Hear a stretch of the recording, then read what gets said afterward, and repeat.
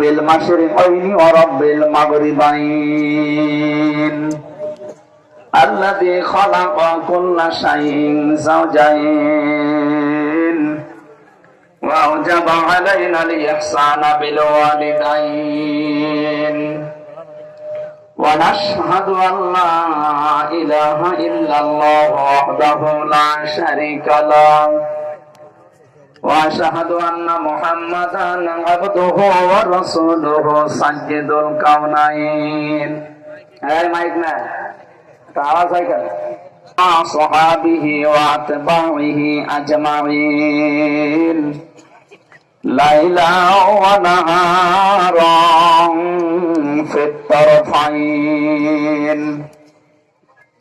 فقد قال الله تعالى في كلامه المجيد وبرهانه التوحيد أعوذ بالله من الشيطان الرجيم بسم الله الرحمن الرحيم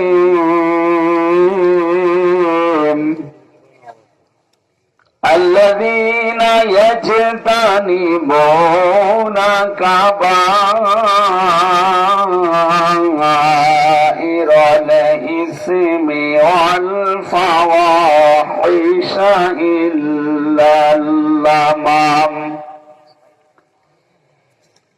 إن ربك واسع المغفرة صدقت يا ربنا عن أبي سعيد الخدري رضي الله تعالى عنه قال قال النبي صلى الله عليه وسلم من رأى منكم منكرا فليغيره بيده فإن لم يستطع فبلسانه فإن لم يستطع فبقلبه وذلك ضعف رواه البخاري وقال تعالى في شان حبيبي وما زادهم إلا إيمانا وتسليما اللهم صل على محمد وآله وصحبه وبارك وسلم الحمد لله বাংলাদেশের ঐতিহ্যবাহী জেলা কুমিল্লা চান্দিনা থানার অন্তর্গত জিরো আইশ পূর্বপাড়া মাদ্রাসাতুল কোরআনের উদ্যোগে তাফসীরুল কোরআন মাহফিলের স্বনামধন্য সভাপতি বিশিষ্ট আলেমে দ্বীন মাওলানা আব্দুল বাতিন আতালাল্লাহু উমরাহু ওয়া বারাকাল্লাহু ফি হায়াতি বলেন আমিন।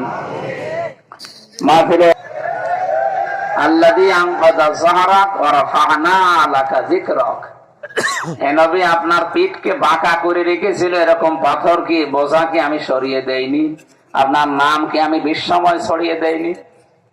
আমার তো মনে হচ্ছে আয়াতটা পড়ার পরে ১৫০০ বছর আগে মুহাম্মদুর রাসূলুল্লাহর পিঠ থেকে আল্লাহ একটা বোঝা নামিয়ে দিয়েছিলেন, ওটা IMA জাহিলিয়াতের বোঝা। আর ২০২৪ সালের ৫ আগস্ট আমাদের বুকের ওপর থেকে আল্লাহ নামিয়ে দিয়েছেন আও আমি জাহিলিয়াতের বোঝা। শব্দ দুইটা প্রায় একই, আও আমি আর IMA, কি কথা বলে না, কাজ কারবারও প্রায় একই।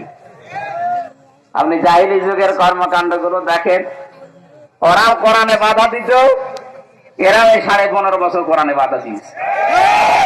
ওরা ওই সময় নবীকে উল্টা পাল্টা করতো, এখন নবী নেই, নবীর ওয়ারিসদের এরা উল্টা পাল্টা করতো। আমি আবু জাহেলের জীবনী পড়েছি, ও ১৪টা কাজ হাতে নিয়েছিল ও যতদিন দায়িত্বে ছিল। আর আমাদের যিনি পালিয়েছে, এটা আবু জাহেল বলা যাচ্ছে না কারণ এটা মহিলা, এটা আবু জাহেলের অন্য কিছু বলা যায়, স্ত্রী বলা যায়, কারণ এইরকমই।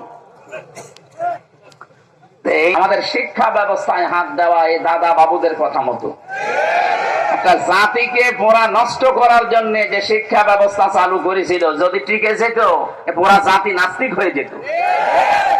আল্লাহ আমাদেরকে হাতে ধরে বাঁচিয়েছেন এই আমি জাহিলিয়াতের অন্ধকার থেকে। অনেকে এখনো আশায় বুক বেঁধে আছে যে না আপা আসবে। কিসের আপা?